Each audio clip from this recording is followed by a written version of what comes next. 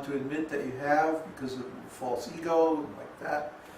But once you get through that, and you actually get to the point where these bad qualities are minimized, oh, then things become so nice.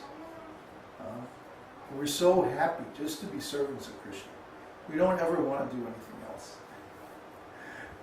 So try to understand the external energy, the material world, is completely under the control of Krishna. So if Krishna wants, everything will go very nicely. And if Krishna doesn't want, you won't be able to accomplish anything. So please follow this path of devotional service. Do nice service to Krishna. Try your best to please him, and then he will certainly please you in ways that you could never anticipate. Much more wonderful than you could ever even imagine. That's our experience. So, do we have any questions? Mm-hmm. Oh, good. First question from Uddhava. Dear Babaji, please accept my humble obeisances. I always get confused. Please kindly explain what is the difference between expansion, avatar, and incarnation of the Lord. Oh, those are almost synonymous. But there are different classes of expansions. But generally speaking, an expansion is considered a plenary expansion of the Lord. The full term is plenary expansion. And plenary, the word plenary means of equal potency or power. For example, there's a term in politics that when an ambassador is given the full powers of a king to negotiate or make a treaty for the country, there's a special term where it's called a plenary ambassador or a plenary diplomatic mission. Or sometimes called plenipotentiary, where the word pleni or plenary means on the same level, on the same plane, if you will. A plenary expansion of Krishna is a form that has the same qualities as the Supreme Personality of Godhead. And of course the best example is Balaram. When Krishna expands himself as Balaram, Balaram has all the qualities and all the powers of the Supreme Personality of Godhead. However, Balaram thinks of himself as Krishna's servant. So Balaram is known as the Supreme Personality of Servitor Godhead, whereas Krishna is the Supreme Enjoyer. Similarly, Balaram expands himself as the Chakravyuha. Vasudeva, Baladev, Sankarshan, and Aniruddha. And those four become the four principal deities of the Vaikuntha planets. And then they expand from there into further plenary expansions. And each one of them is the Supreme Personality of Godhead. And yet they all act individually and differently and have their own moods and their own separate appearance.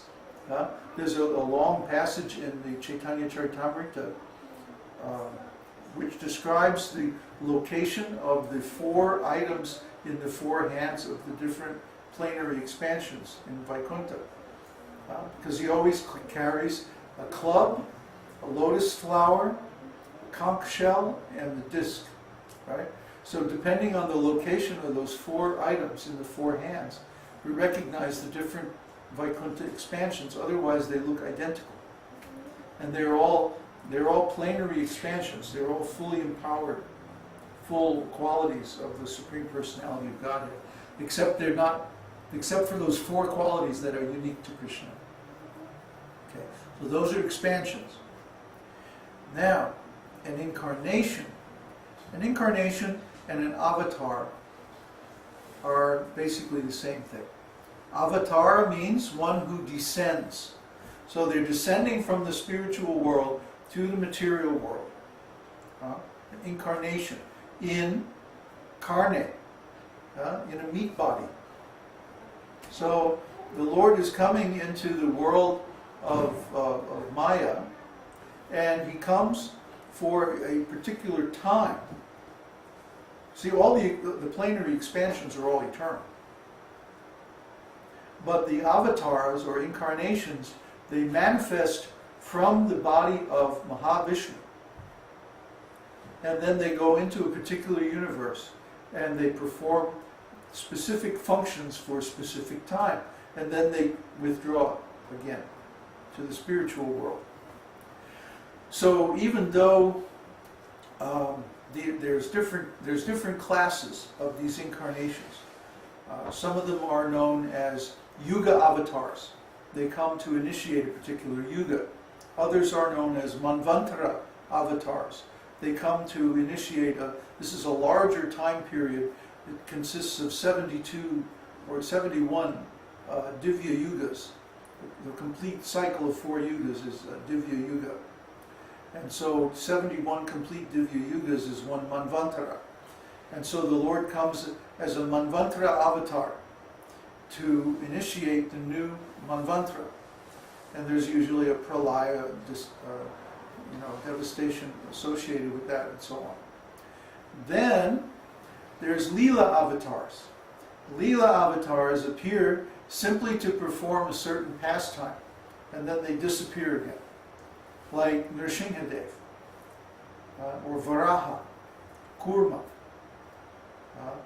They perform a certain pastime, like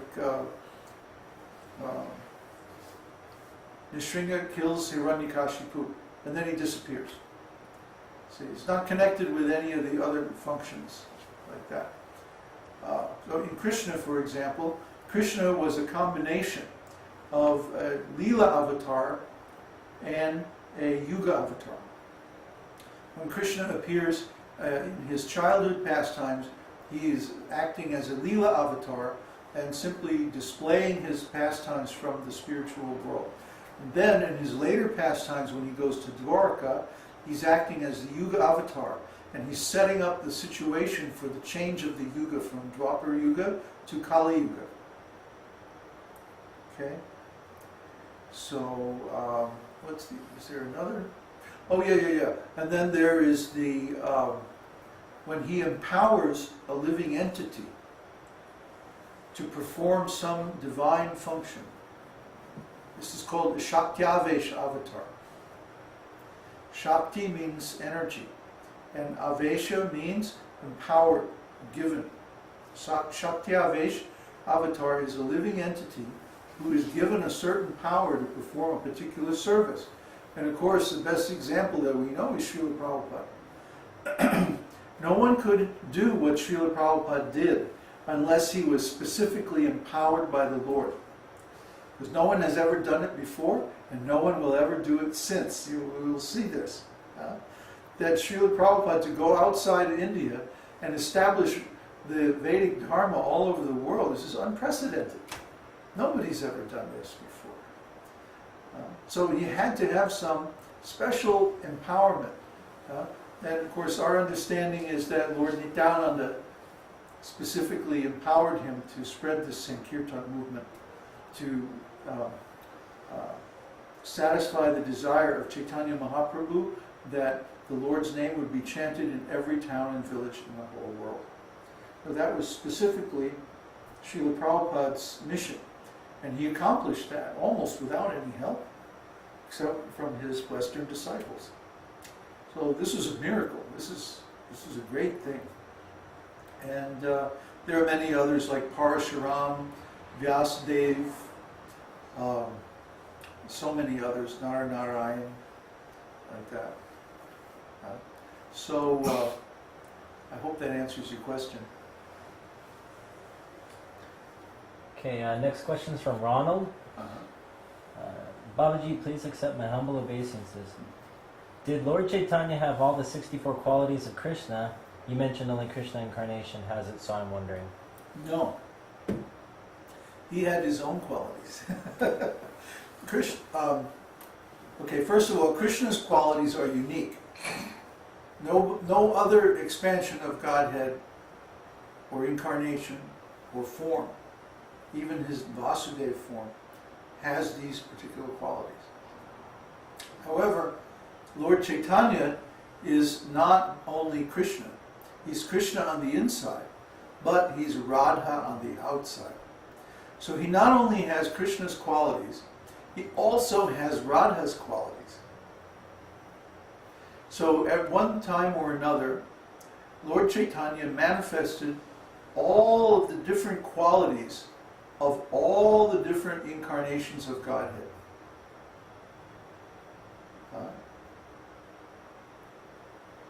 There's a very nice song by Narottam Das Thakur. Parama Karuna Pahundui Jana Nitai Go